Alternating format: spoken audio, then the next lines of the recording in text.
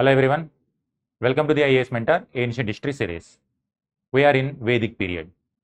So far we have completed geographical extent, who are Aryans also we have completed, economic life also done, social life also we have seen. Now we are moving towards politico-administrative life of Vedic people, how they administer themselves, what kind of bureaucracy or what kind of political system they were having. Like we have done in case of economic life and social life, we have to keep comparing early Vedic style and later Vedic period. First, we have to have idea about geographic location. This is very crucial because unless you have this idea, you cannot easily understand in which location we are talking about or what kind of resources they had. As usual, in this area, early Vedic period, and this area, later Vedic period. Time period is 1500 BC to 1000 BC, and this one 1000 BC to 600 BC. We have seen in economic and political life, this is a semi-nomadic, means people will stay for some time and keep on moving to the new areas, whereas in this case, settled one. So when you are settled one, now more and more order emerges in the society. Here, this is in the formative stage, and here it is more stable. As per this,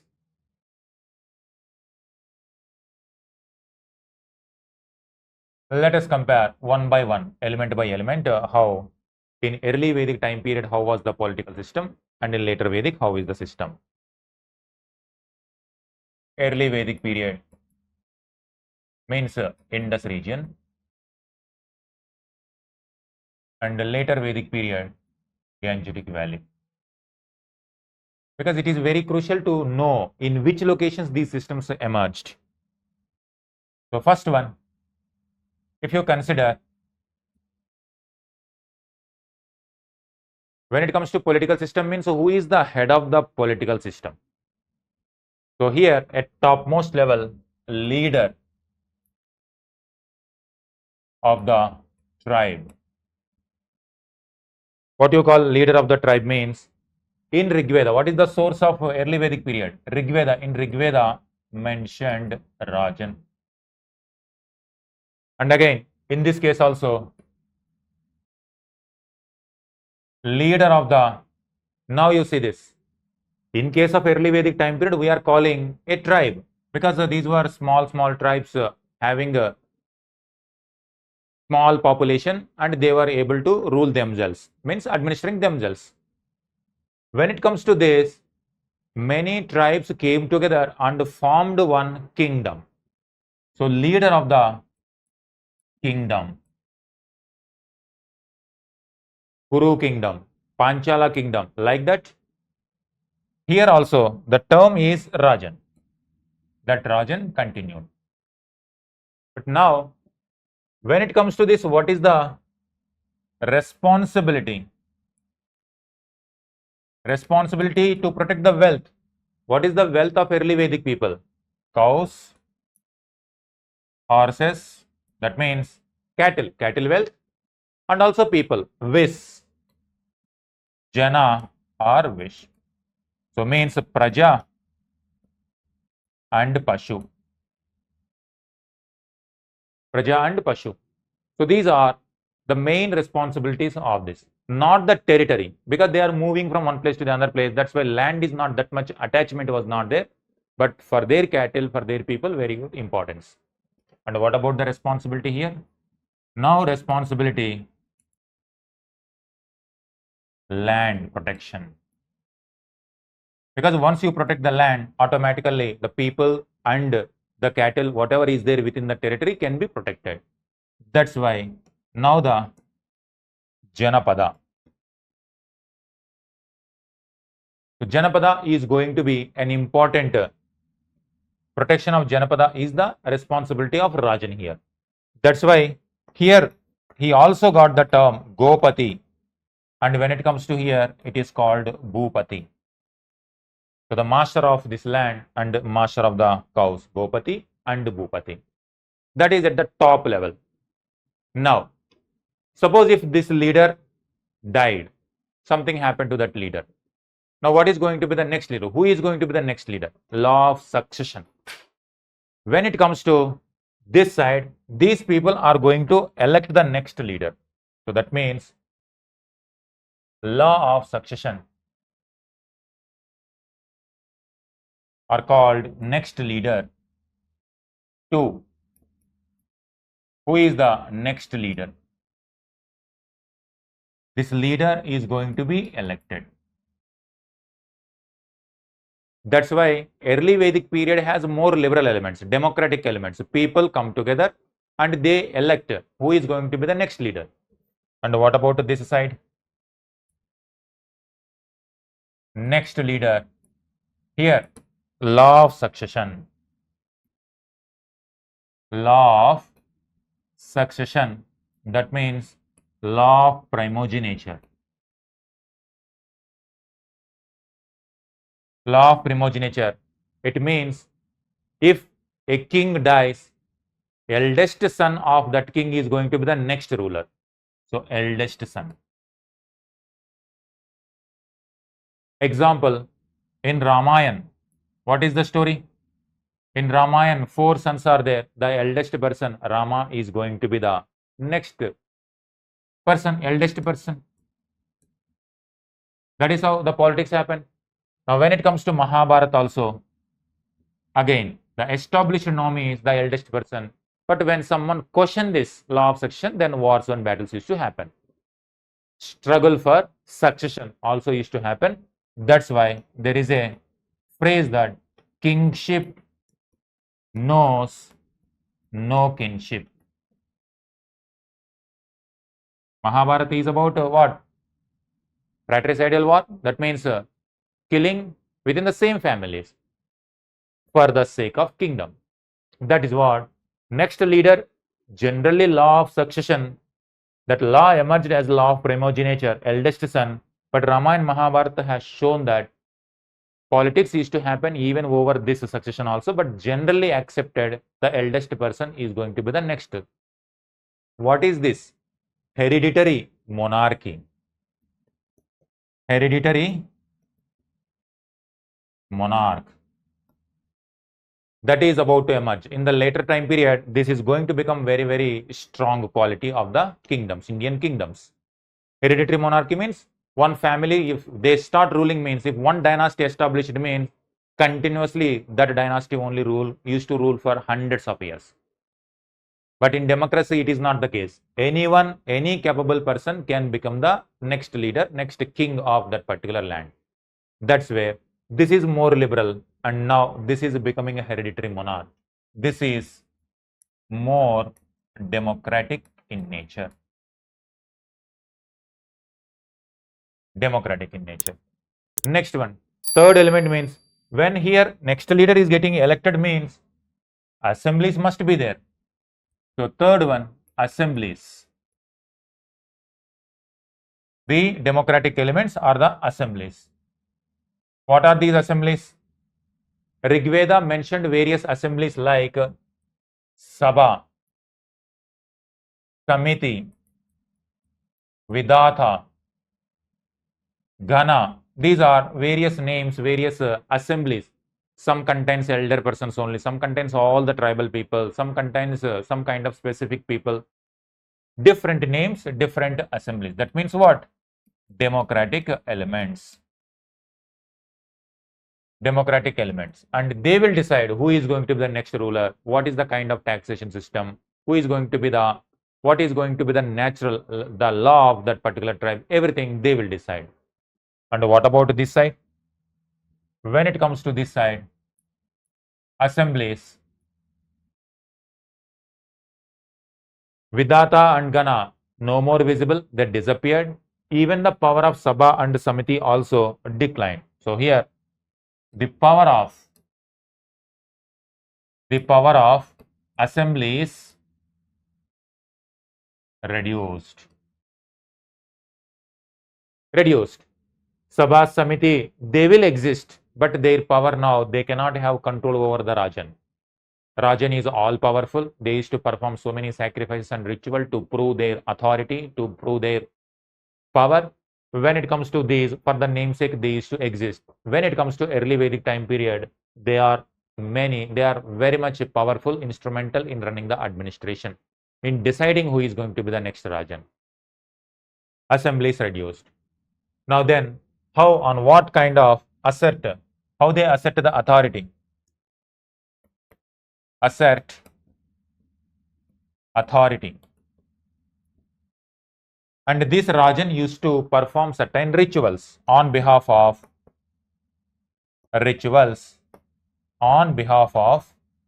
entire tribe. That is one kind of giving legitimacy to that particular Rajan. And what about this one? Here, authority, asserting authority. More complex rituals emerged. The moment a Rajan becomes, or the next eldest son becomes the next ruler, then they are going to perform. They want to prove to the people that they are very powerful, they are capable to rule. Then they will come up with some kind of rituals and sacrifices like Ashwamedha sacrifice to expand the territory, releasing a horse. Wherever this horse goes, the territory belongs to him. If someone stops that horse, direct confrontation. Ashwamedha sacrifice. Then Vajapeya, chariot race. Rulers used to participate in chariot race so that they want to prove to the people that they are capable of running the horse and having the capability to win wars and battles while they are traveling while they are using the chariots. Vajpaya. So it is to show, assert the power and qualities of the rulers. Then Rajasuya. Rajasuya means small people or the tributaries, the feudal lords, or what you say, the lesser kings, the vassals. Main king will be there. So many vassals will be there. Small kingdoms used to submit to the authority of the main king. Main king assert the complete control over these vassals. Vassals will come and submit them by giving donation, by giving the treasures to the main king. That is how Rajasuya sacrifice. So with these sacrifices, rituals, kings used to assert their authority. For the public also, the powerful, the grandeur these rituals, the more power, the exhibition of this greater power of the Rajan. That is how assemblies.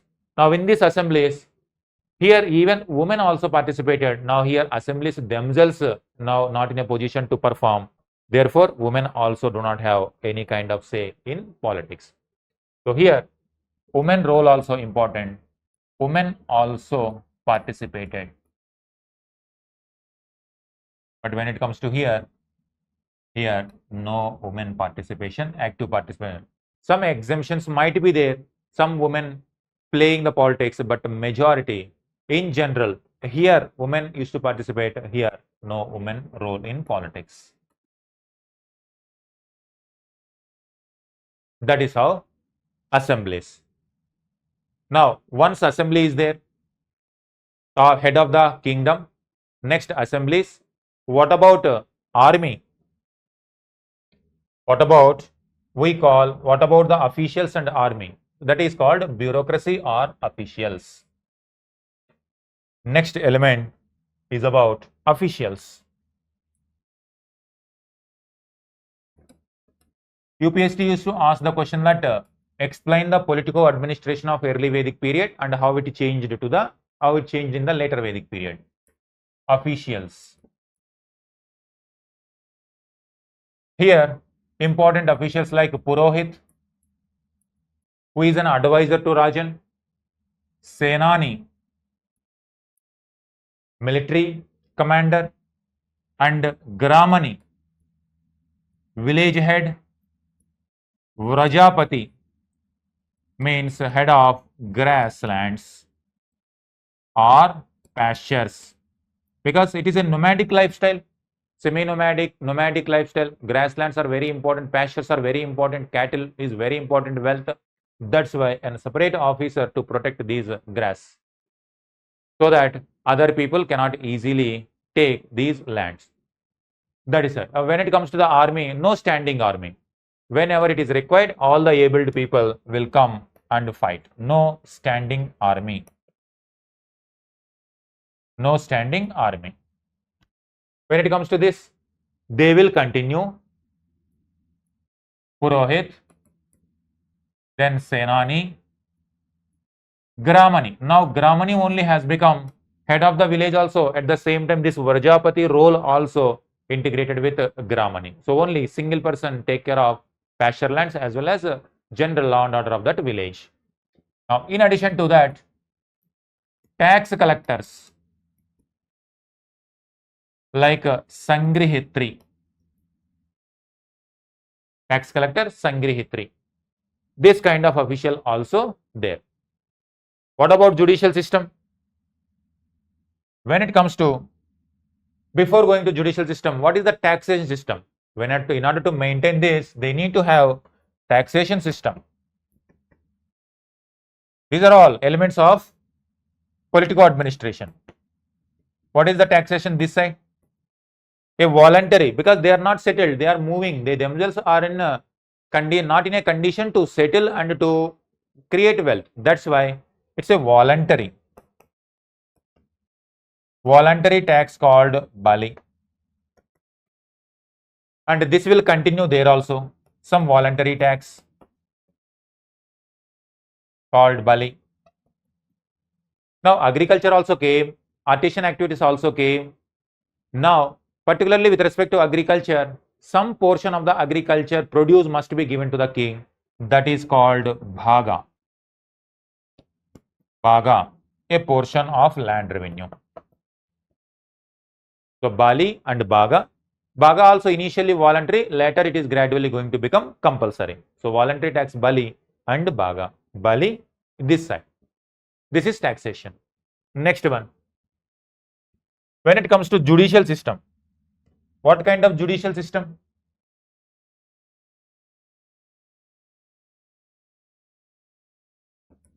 Judicial system, there is no clear judicial system.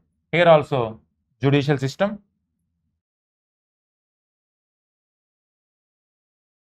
There is no specific officer for this. When it comes to this, the society is not completely theft free. Some kind of that cattle theft also will be there. That's why crimes were happening. Crimes were happening. But when it comes to officer, Rigveda did not specifically mention any kind of judicial officer. And when it comes to law also, there is no specific law with respect to judicial system in Rigvedic period. When it comes to this, when it comes to officer also, there is no clarity. But now laws are applied. Laws applied based on Varna. Based on Varna. Brahmana. For same crime, punishment will be different for Brahmana. Punishment will be different for Kshatriya, Vaishya and Shudra. And when it comes to taxation also, here you identify, when it comes to taxation also, upper two layers, Brahmana and Kshatriya are exempted from paying the tax. Vaishya and Shudras are supposed to pay the tax. When it comes to Vaishyas, they will pay the tax. When it comes to Shudras, they don't have any kind of resources to give their tax. That's why their hard labor, that is bonded labor, or their labor itself is a kind of tax. Manual labor, bonded labor, labor itself is a tax. Labor as a tax. Brahmana, Kshatriya, Vaishya, Shudra, according to Varna, law will be applied. Here, privileges, and here more harsher. No equality before law. That's why when it comes to liberal society, early Vedic is the more liberal society, because it's a tribal society, small population, and they are still in the making of proper society. It will be more liberal, not rigid. When it comes to this side, now settled, different professions emerged over a period of time. Now different sections of the people emerged in the society. Accordingly, new laws for stability, this kind of system established. But from the modern perspective, modern day, present day standard perspective, this is not a rule of law. But it is not equality before law. But when it comes to that society, it is based on Varna they applied. This is about the judicial system. So in this way, they had created, even Rajas are also mentioned, Rajan also mentioned to maintain Varnashrama Dharma. In this way, different political systems, politico-administrative system was established during Vedic time period. That means early Vedic time period and later Vedic time period. You have to highlight all these issues when it comes to politico-administration of Vedic period. Is it correct? So, geographical factor is done, who are Aryans also done, economic life also done, social life also done. We have completed politico-administrative life of Vedic people. So, please follow the videos since the beginning so that you will get connectivity. Otherwise, if you randomly watch, then you will not connect the dots properly. It is like a story. Once you understand the story, whatever may be the question, you can easily understand and you can make the right answers. All right. Thank you very much. In next video, we will try to continue with the religious beliefs of Vedic people. Thank you.